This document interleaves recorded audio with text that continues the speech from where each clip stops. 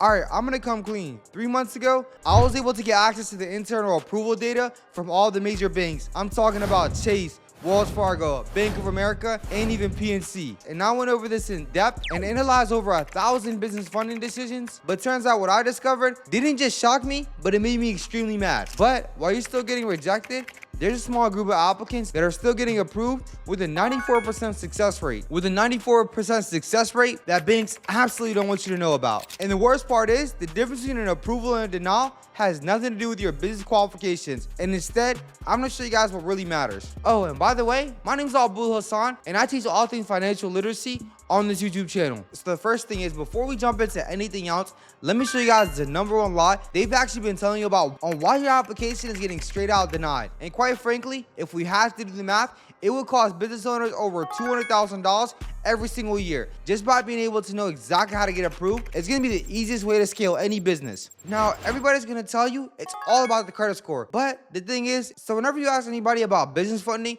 they'll automatically tell you it's all about your personal credit score. And yeah, it has some truth to it, but that's really not the whole picture. The thing is, everybody says they have perfect credit, but here's the thing. If you have a credit score between 720 to a 760, your approval rate is gonna be around 89%. While if you have a credit score from a 760 all the way to 800, your approval rate jumps up to a 92%. And last but not least, if you have above an 800 score, your approval rate literally just jumped up to 96%. And guess what? If you have above an 800 credit score, your approval rate actually went down to an 87%. Yes, you heard that right. Having a perfect score is asking to lower your approval rate compared to having a 720 or even all the way up to an 800. The thing is, lenders don't want people with perfect credit. They want people with lengthy credit that has been able to really manage it well. And the thing that most bankers won't tell you is how they look at an 800 credit score. Now, if you have an 800 credit score, it's great. Keep striving for that. But the thing you have to understand is that a lot of times lenders will often look at it with a lot of speculation. They think that if you have a perfect credit score, you're either gaming the system or you don't simply need their money.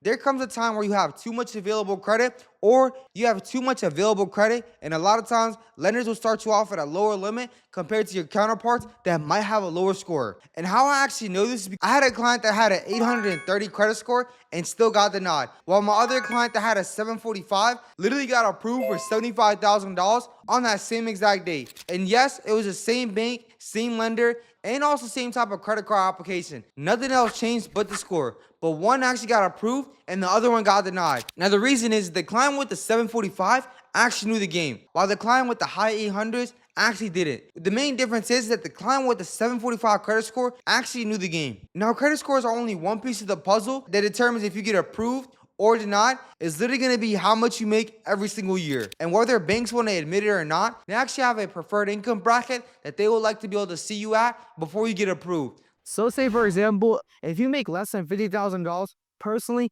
every single year, your chances of getting approved went down to 34%. Now on the other hand, if you make anywhere from $75,000 all the way to $150,000, your approval chances just jumped up to 90%. And last but not least, if you make over $200,000, your approval rate actually went down to 67%. Banks love when they get applications for clients making anywhere from $75,000 all the way to $150,000. And the reason is that if you make more money, you usually have a lot more debt. So banks don't want to take that risk if you make a reasonable income, because that way you have lower expenses and you're able to allocate more of your income to paying off credit card debt or any type of approved credit products that they give you. Not only does this matter as far as how much income you make, but you definitely want to be careful on which banks you apply with, because if you go to banks like American Express, if you actually put on your application that you make more than $85,000, they'll automatically ask you to go ahead and link your bank account. So you want to be careful because you want to be below that threshold, especially if you apply with banks such as American Express. And if you're overstating your income, it might actually come bite you later on if you actually go with the right bank. Banks such as Chase and also Wells Fargo aren't going to be as strict, but banks like Bank of America will actually be tighter on restrictions, especially if you guys put a higher limit. So if you put a higher income limit, oftentimes they'll give you a lower starting limit just because they want to be able to have more experience and see exactly how you're going to be able to manage that account. Now, that's just for your personal income. The great part about applying for business funding, especially 0% business credit cards, so you can actually put your stated income. So it doesn't matter if you have a brand new LLC or your LLC hasn't yet filed taxes. You can actually be able to put your projected revenue that you're going to make that single year. So let's say, for example, example, you just started a marketing company and you estimate that you're going to make around $500,000 to $600,000 your first year. So you can go ahead and technically put that on your application because it's going to be your estimated revenue income and it won't be cross-checked just yet because you still haven't filed your taxes. So that's exactly how you guys can be able to put an estimated revenue projection, which will automatically skyrocket your approval rates. So instead of you starting off with a measly $1,000,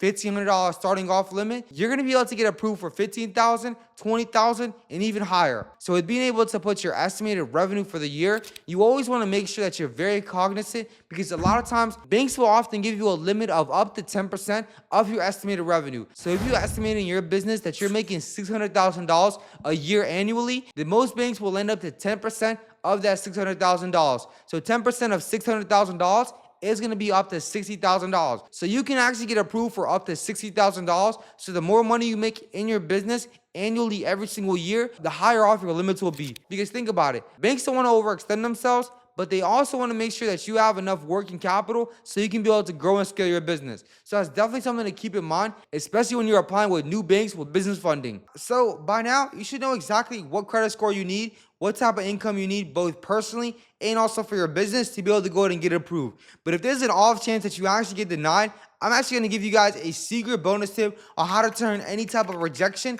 into an approval. And so the first thing you want to do is that majority of lenders, whenever you apply for business funding, whether it's with Chase, Amex, or even PNC, they often have what they call a reconsideration line. So if you ended up getting denied, by law, the bank actually has to give you an adverse action letter. So what that adverse action letter tells you is the exact reasons on why you got denied. It can be insufficient business, late payments, charge-offs, too many hard inquiries. So what you want to do is look at that letter religiously. You want to figure out verbatim why they denied you. So whenever you call the reconsideration line, you can go ahead and actually make a case for why you should get approved. So minor reasons are really easy to fight. Let's say, for example, your business has been newly established and you don't have that much business credit. This is often something that's very common with a lot of new banks. And a lot of times, if you have a checking account or even a relationship with that bank, it can be easily bypassed and they can be able to go and actually take your word for it by looking at your personal credit. Now, other minor reasons are too many hard inquiries. This can often be fought just by simply stating whether you went to a car dealership or you were shopping around for a mortgage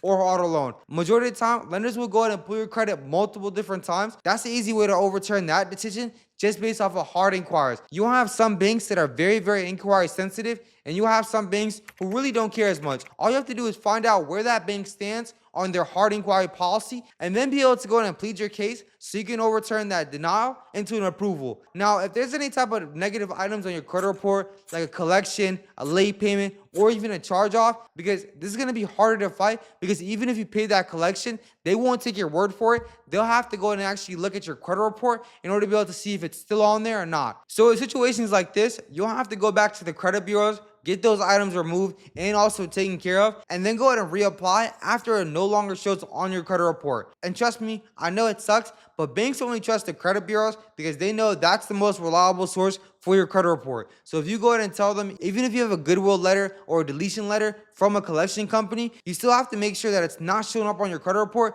before you go ahead and reapply. Now, if you got denied, I'm sure you probably hate the banks, but the thing is, banks really want to be able to go ahead and approve you because they make money off you getting approved for new credit cards compared to if you get denied. So the best way to be able to avoid an automatic denial is to be able to go and apply with a business relationship manager, or actually have someone that's inside the bank that can be able to go ahead and put more color on your application. So they're able to go and actually have an underwriter look at it manually instead of an AI system that's automatically going to trigger an approval or a denial. And that's the last thing you want, because a lot of those AI models only want to be able to have specific credit scores, and a lot of those models can't compensate for other factors that would actually have given you approval. So getting somebody to manually review your application is going to give you guys the best chance on getting an approval and also at the highest limits. So we just exposed the bank's entire playbook on how they actually approve applicants. If you take the right action, this information could be worth millions. And not only have I helped over 200 business owners be able to go ahead and get approved, and I've actually been able to experience it firsthand by countlessly getting denied, fixing those errors, coming back to the bank, and getting approved. So definitely go ahead and utilize this information. And if you haven't done so already, go ahead and make sure to subscribe and tap the bell notifications below to get updated on all latest channels. And like always, I'll see you at the top, my boy.